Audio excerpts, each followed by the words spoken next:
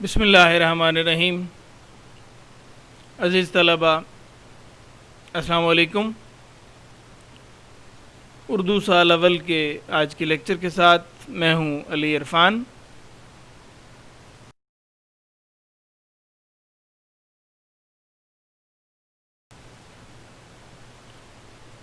آج کے لیکچر میں ہم ڈسکس کریں گے نصابی کتاب میں شامل مضمون لمحہ فکریہ، جس کے مصنف مشتاق احمد صدیقی ہیں۔ ہم نے پچھلے لیکچر میں اس مضمون کا پہلا حصہ کور کیا تھا۔ آج کے لیکچر میں ہم اس مضمون کے بقیہ حصے کو ڈسکس کریں گے اور مشقی سوالات اور اہم نکات ڈسکس کریں گے اس مضمون کے۔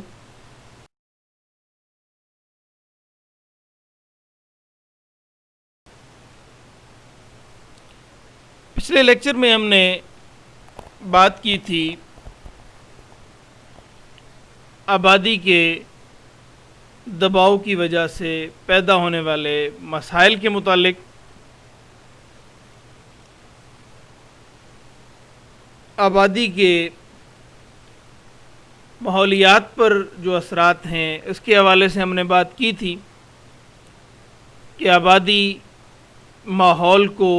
ماحولیات کو کس طرح سے متاثر کرتی ہے اور کس طرح سے آبادی میں اضافہ جو ہے وہ آبی، فضائی اور زمینی آلودگی کا سبب بنتا ہے، اور کس طرح سے آبادی میں اضافے کی وجہ سے انسانوں کا جو معیار زندگی ہے وہ روز بروز نیچے آتا رہتا ہے اور کمی واقع ہوتی رہتی ہے معیار زندگی میں، کس طرح سے لوگوں کو مشکلات کا سامنا کرنا پڑتا ہے۔ یہ باتیں ہم نے پچھلے لیکچر میں ڈسکس کی تھیں۔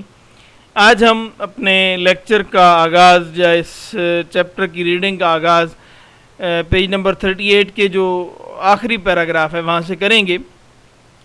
وطن عزیز بھی اسی طرح کے پیچیدہ حالات سے دوچار ہے یعنی مشکل حالات سے گزر رہا ہے۔ کن مشکل حالات سے؟ وہ مشکل حالات اور مسائل جو آبادی کی وجہ سے پیدا ہوتے ہیں، جو ہم پچھلے لیکچر میں ڈسکس کر رہے ہیں کہ آبادی کی وجہ سے جن مسائل کا سامنا کرنا پڑتا ہے ایک سوسائٹی کو، ایک ملک کو، انہی مسائل کی بات کی جا رہی ہے کہ وطن عزیز بھی انہی مسائل سے گزر رہا ہے، جس کے باعث ترقی کی رفتار سست سے سستر ہوتی جا رہی ہے، جس سے عوام کے معیار زندگی کو بلند کرنے میں مشکلات درپیش ہیں۔ کسی بھی ملک کے عوام کے معیار زندگی کو بلند کرنے کے لیے خوراک، رہائش، تعلیم، طبی سہولتوں اور دیگر اشیاء کا مناسب مقدار میں میسر ہونا ضروری ہوتا ہے۔ قومی نقطہ نظر سے بہتر زندگی کے لیے قوم کے ہر فرد کو اس کی ضروریات اور سہولیات کا میسر ہونا ناگزیر ہے، ضروری ہے۔ یعنی معیار زندگی تب بہتر ہوگا، لوگ بہتر زندگی تب گزار سکیں گے جب ان کو یہ بنیادی سہولتیں، جو بنیادی ضرورتیں ہیں، فنڈامنٹل رائٹس ہیں، یہ جب ان کو حاصل ہوں گے، خوراک، رہائش، تعلیم، طبی سہولتیں جب انہیں حاصل ہوں گی اور ان کی ضروریات پوری ہو رہی ہوں گی تو ان کا معیار زندگی بہتر ہوگا۔ جتنے کم افراد کو یہ سہولیات میسر ہوں گی، اس قوم کا معیار زندگی اتنا ہی کم ہوگا۔ یعنی سہولیات اچھے انداز میں سب لوگوں کو آسانی سے میسر آ رہی ہوں، سب لوگوں کی ضروریات پوری ہو رہی ہوں آسانی سے، تو ظاہر ہے معیار زندگی بہتر ہے۔ لیکن اگر لوگوں کی ضروریات ہی پوری نہیں ہو رہی، ان کو زندگی کی بنیادی سہولیات ہی ڈور سٹیپ پہ حاصل نہیں ہیں، تو ان کا معیار زندگی کم ہی ہوگا یقیناً۔ وطن عزیز میں یہ معیار زندگی کی بہتر نہ ہونے کی کیا وجہ ہے؟ جس کا ایک بڑا سبب سرکاری اور نجی سطح پر منصوبہ بندی کا فقدان ہے۔ ہمارے ہاں نجی سطح پہ بھی اور سرکاری سطح پہ بھی، یعنی حکومتوں کی طرف سے بھی اور سوسائٹی کی طرف سے، عوام کی طرف سے، لوگوں کی طرف سے بھی منصوبہ بندی نہیں کی جاتی۔ ہمارے یہاں منصوبہ بندی کا فقدان ہے۔ ہم کوئی بھی کام جو ہے وہ اپنے اطراف و جوانب میں آپ دیکھ لیں، آپ کو بے شمار مثالیں اپنے ارد گرد ایسی مل جائیں گی کہ جہاں پہ آپ واضح محسوس کر سکیں گے کہ ہماری زندگیوں میں منصوبہ بندی کا فقدان ہے۔ ہم اپنے گلی محلے کے کام دیکھ لیں، اپنے شہر کے، اپنے گاؤں کے کام دیکھ لیں، وہاں پہ وہ ایسے کام کہ جو عوام کر سکتے ہیں یا جو عوام کی ذمہ داری ہے، وہاں پہ بھی منصوبہ بندی نہیں کی گئی۔ نہ تو حکومت کی طرف سے منصوبہ بندی کی گئی اور نہ ہی عوام نے منصوبہ بندی کی. یہ انفرادی سطح پہ اور اجتماعی سطح پہ ہمارے ہاں ایک بہت بڑا مسئلہ ہے کہ ہم کسی بھی کام کو سر انجام دینے سے پہلے باقاعدہ طور پہ برین سٹارمنگ آپ جسے کہہ لیں، یعنی منصوبہ بندی نہیں کرتے، کسی کام کی تیاری مکمل نہیں کرتے. ہم بس کام شروع کر دیتے ہیں اور اللہ کی امید پہ کہ جی کام پورا ہو جائے گا بس. لیکن ہمیں چاہیے کہ ہم پہلے پلاننگ کریں. زندگی میں جب آپ پلان کر کے کوئی کام کریں گے تو ایک تو آپ کے وسائل کا ضیاع نہیں ہوگا، دوسرا کام بہتر انداز میں سر انجام پائے گا. بہرحال آگے بڑھتے ہیں. اگر زندگی کے ہر شعبے میں سرکاری اور نجی سطح پر منصوبہ بندی سے کام لیا جائے تو ان درپیش مسائل میں خاطر خواہ کمی کی جا سکتی ہے، عوام کے معیار زندگی کو بلند کیا جا سکتا ہے اور وطن عزیز کو ترقی کی راہ پر گامزن کیا جا سکتا ہے. یعنی اگر ہم منصوبہ بندی سے کام کریں، اگر ہم پلاننگ کر کے کام کریں تو ہم اپنے مسائل پر قابو پا سکتے ہیں، ہم اپنے مسائل میں کمی لا سکتے ہیں، ہم اپنے مسائل کو بہتر انداز میں حل کر سکتے ہیں، معیار زندگی بہتر بنا سکتے ہیں. لیکن ہم منصوبہ بندی پر توجہ نہیں دیتے. ہمیں منصوبہ بندی کرنے پر توجہ دینا ہوگی. جوئے خوں ہے لہر میں پر کوئی شیریں نہیں، ہر کوئی فرہاد ہے مفلسی کے دہر میں. یہ ہماری جو منصوبہ بندی نہ کرنے کی ایک کیفیت ہے اس کو یہ شعر ظاہر کرتا ہے یا غمازی کرتا ہے. جوئے خوں ہے لہر میں پر کوئی شیریں نہیں، ہر کوئی فرہاد ہے مفلسی کے دہر میں. معیار زندگی کا تعلق مادی اشیاء اور سہولیات کے اصول کے ساتھ ساتھ اس کے سماجی ماحول اور ذہنی کیفیت سے بھی ہے. اچھا، انسانوں کا معیار زندگی وہ مادی جو ضروریات ہیں، مادی اشیاء ہیں، مادے پر بھی اس کا میٹر ڈپینڈ کرتا ہے معیار زندگی مادی اشیاء اور سہولیات پہ، لیکن اس کا تعلق سماجی ماحول اور ذہنی کیفیت سے بھی ہے.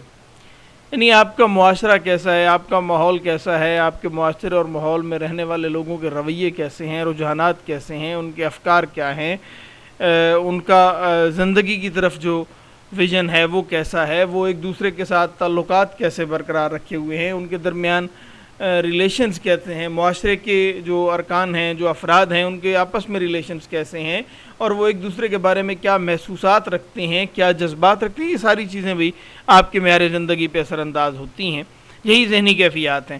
مثلا تعلیم اور اس کی شرح خواندگی، یعنی کسی معاشرے کی شرح خواندگی جو ہے، تعلیم کی جو شرح ہے، صحت اور حفظان صحت کے اصولوں پر عمل کرنا جو ہے، یہ اب رجحانات ہیں، رویے ہیں معاشرے کے لوگوں کے. جمہوری اقدار، آزادی اظہار، سماج میں خواتین کا مقام، ترقی کے یکساں مواقع، قانون کی پاسداری، کتب بینی کی شرح معیار زندگی کو بہتر بنانے میں ممد و معاون ثابت ہوتے ہیں. ممد و معاون یعنی مددگار ہوتے ہیں، معاونت کرتے ہیں. اب یہ رجحانات ہیں معاشرے کے لوگوں کے، افکار ہیں، یعنی ان کی ذہنی جو پختگی ہے وہ ظاہر ہوتی ہے معاشرے کے لوگوں کی ان جو نکات بیان کی گئے ان کی صورت میں. تو اگر لوگوں کی ذہنی پختگی ہے لوگوں میں تو ظاہر ہے کہ وہ معاشرہ جو ہے وہ بہتر معیار زندگی کا نمونہ ہوگا. لیکن اگر معاشرے کے لوگوں میں یہ مثبت اقدار نہیں پائی جاتی، لوگوں کے رجحانات اور رویے مثبت نہیں ہیں، تو ظاہر ہے کہ اس کے نتیجے میں لائف سٹائل جو ہے وہ ہمیشہ کم تر ہوگا اور لوگوں کی زندگیاں کوئی آسانی یا سہولت سے نہیں گزریں گی، کیونکہ لوگوں کے رجحانات ہی جب ایک دوسرے سے متعلق یا معاشرے سے متعلق یا کلیکٹیولی رجحانات جو ہیں وہ نیگیٹیوٹی کا شکار ہوں گے تو مسائل نے معاشرے میں جنم لینا ہے، اور جب معاشرے میں مسائل جنم لے رہے ہوں تو ظاہر ہے لائف سٹینڈرڈ، لائف سٹائل برا ہی ہوگا، اچھا تو نہیں ہو سکتا. بہتر معیار زندگی ہر فرد کا بنیادی حق ہے، لیکن آبادی اور وسائل میں عدم توازن اس حق کو متاثر کرتا ہے. آبادی اور وسائل میں توازن نہیں ہوگا تو بہتر معیار زندگی کا بنیادی حق ہر انسان کو حاصل نہیں ہوگا. اسے محبت، احترام، دردمندی اور رواداری کی جگہ خود غرضی، ابتری، بے اطمینانی اور انتشار پھیلتا ہے. جرائم میں اضافہ ہو جاتا ہے اور سماجی عدم توازن جنم لیتا ہے، جس سے سماجی بنیادیں کھوکھلی ہو جاتی ہیں.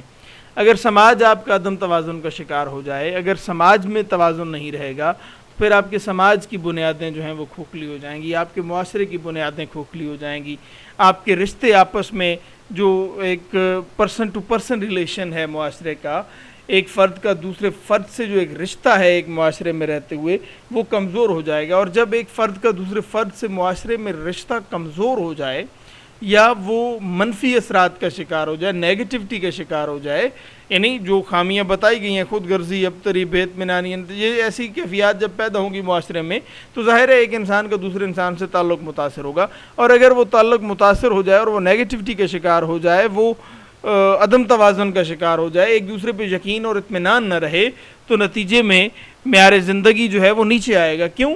کیونکہ معاشرہ ہی کولیپس کر جائے گا، معاشرہ ہی انحطاط کا شکار ہو جائے گا۔ بے روزگاری کی شرح میں بے حد اضافہ ہو جاتا ہے۔ جب معاشرے کی بنیادیں کھوکھلی ہوتی ہیں تو اس میں بے روزگاری کی شرح میں بھی اضافہ ہوتا ہے، جس کی وجہ سے ہر انسان کو مسائل کا سامنا کرنا پڑ سکتا ہے۔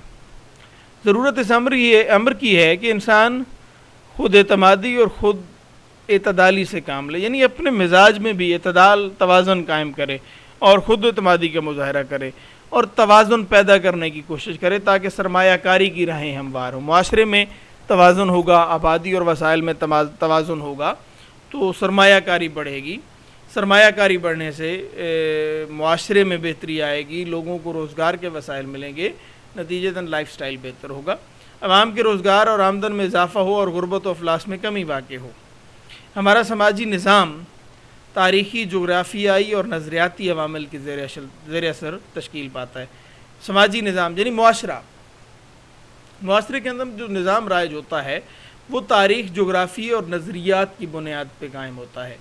ہمارے معاشرے میں جو بھی نظام رائج ہوگا وہ اس معاشرے میں رہنے والے افراد کی تاریخ، ان کا جغرافیہ اور ان کے نظریات کا عکاس ہوگا، جس میں ہماری مذہبی اقدار سب سے اہم کردار ادا کرتی ہیں۔ دنیا و آخرت پر ایمان، صداقت، بزرگوں کا احترام، والدین، رشتہ داروں اور پڑوسیوں کے حقوق، ازدواجی زندگی میں وفاداری، سماجی انصاف، ایسی اسلامی اقدار ہیں جن پر چل کر ہم اپنے بہت سے سماجی مسائل میں حوصلہ افزا کمی لا سکتے ہیں۔ ہمارا معاشرتی نظام جو ہے، سماجی نظام جو ہے، وہ ہماری تاریخ، ہمارے جغرافیے اور ہمارے نظریات کے نتیجے میں، نظریات کے مطابق ہی طے پاتا ہے ہمارا سماجی نظام۔ ہم چونکہ مسلمان ہیں، ایک اللہ کو، ایک رسول کو ماننے والے لوگ ہیں اس معاشرے میں، وطن عزیز میں اکثریت مسلمانوں کی ہے پاکستان میں، تو اب ہماری جو مذہبی اقدار ہیں وہ بہت اہم کردار ادا کریں گی ہمارے معاشرے کی تعمیر و ترقی میں۔ اگر ہم جو دین اسلام نے ہمیں سبق دیا ہے، جو دین اسلام کی ٹیچنگز ہیں، اگر ان پر ہم عمل کرتے ہیں، ہم اسلامی اقدار کو اپنے معاشرے میں فروغ دیتے ہیں، ہم اسلامی نظریہ حیات کے مطابق زندگی گزارتے ہیں، اپنی زندگیاں اسلام کے اصولوں کے مطابق ڈھال دیتے ہیں، تو ہم اپنے بہت سے جو سماجی معاشرتی مسائل ہیں ان میں کمی لا سکتے ہیں، اور جب ہم اپنے سماجی مسائل میں کمی لائیں گے تو اس کے نتیجے میں ہمارا معیار زندگی بہتر ہوگا۔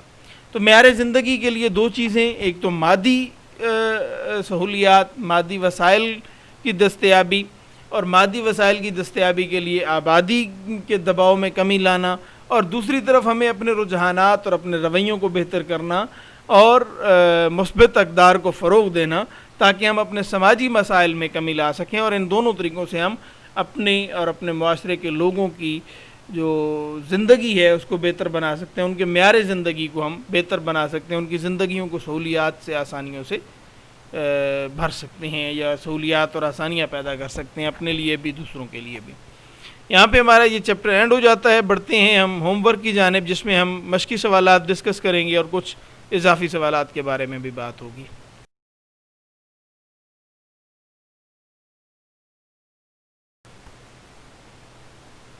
جی، ہوم ورک میں دو مشقی سوالات ہیں، یعنی دو وہ سوالات ہیں کہ جو آپ کی مشق میں بھی، اس سبق کی مشق میں بھی آپ سے پوچھے گئے ہیں، ان کے جوابات آپ نے تحریر کرنے ہیں، اور 3 میں نے اضافی سوالات بھی آپ کے لیے لکھ دیے ہیں، ان کے جوابات بھی آپ نے خود تلاش کر کے لکھنے ہیں۔ میں ڈسکس کر دیتا ہوں، مشقی سوالات کے جوابات جو ہیں وہ میں آپ کو بتا دیتا ہوں، اور جو اضافی سوالات ہیں ان کے جوابات آپ کو خود ڈھونڈ کر لکھنے ہوں گے کتاب میں سے۔ مشقی سوالات میں سے پہلا سوال ہے کہ معیار زندگی سے کیا مراد ہے، اس کو کس طرح بلند کیا جاتا ہے۔ تو معیار زندگی، لائف سٹائل یا لائف سٹینڈرڈ، یعنی بہتر انداز میں زندگی گزارنا. عمومی تصور جو ہے وہ معیار زندگی کا وسائل کی دستیابی اور زندگی کی سہولیات کے میسر ہونے سے عبارت ہے. مادی اشیاء کے حصول اور سہولیات کے ساتھ ساتھ معیار زندگی کا تعلق جو ہے وہ معاشرت کے ساتھ اور معاشرتی نظام کے ساتھ بھی ہے. ہم مثبت رویوں اور رجحانات کو فروغ دے کر اپنا معیار زندگی بہتر بنا سکتے ہیں اور لوگوں کے لیے وسائل مہیا کر کے بھی اپنی زندگی کو بہتر بنا سکتے ہیں. یہ پہلے سوال کا جواب ہے. دوسرا سوال ہے کہ اگر وطن عزیز کی آبادی وسائل کے مطابق ہو تو وطن میں کیا متوقع تبدیلیاں رونما ہوں گی.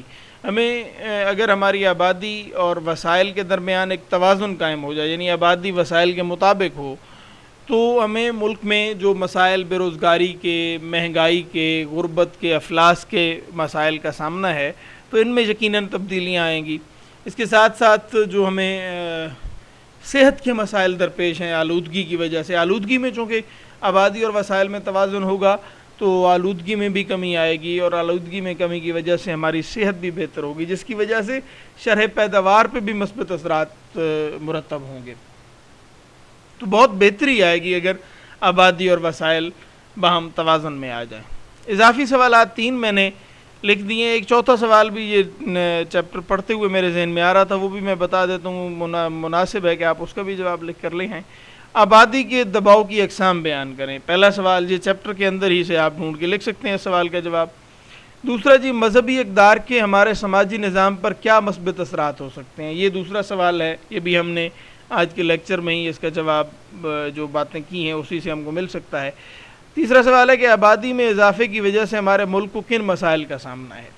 یہ 3 سوالات تو میں نے لکھ دیے، ان کے جوابات آپ نے لازمی لکھنے. ایک اور سوال بھی میں بتا دیتا ہوں کہ آبادی میں اضافے کے ماحولیات پر کیا اثرات ہیں. اس سوال کا جواب بھی. یہ 4 سوالات ہو جائیں گے اضافی. ٹوٹل 6 سوالات آج کے لیکچر کے ہوم ورک کے طور پہ آپ نے جن کے جواب لکھنے ہیں. ماحولیات والے سوال کا جواب بھی ضرور لکھیں کہ آبادی میں اضافے کے ماحولیات پر کیا اثرات ہوتے ہیں. اس کے ساتھ ہی ہمارا آج کا لیکچر اختتام پذیر ہوتا ہے.